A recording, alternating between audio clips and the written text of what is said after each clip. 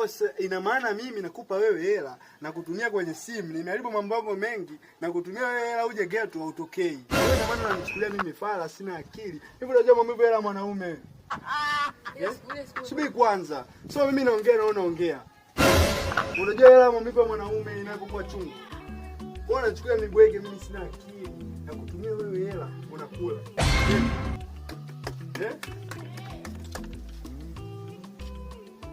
Kwa mwanangu hapa unajidai.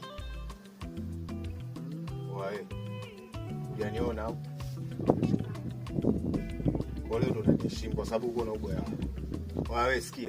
Wewe umekaa na madada za watu mtaani unaenjoy mwanangu fresh. Au sio? Unampangilia tu kodi. Au vipi? Wewe kuta mwamba au sio? Kichochoroni hivi fresh baridi au fulani mwamba bwana. Wewe na wewe ina maana wewe ndio unafundisha watoto za watu kula hela za watu. Unajua la mwanaume alivyo chungu. Haya, chagua haya mambo haya. Unaondoka na unampa na wewe unaondoka naye au unaondoka na wewe?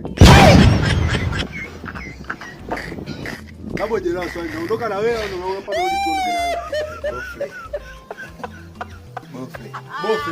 Bofe. Sasa tunaondoka na wewe. Wa wewe. Tunaondoka.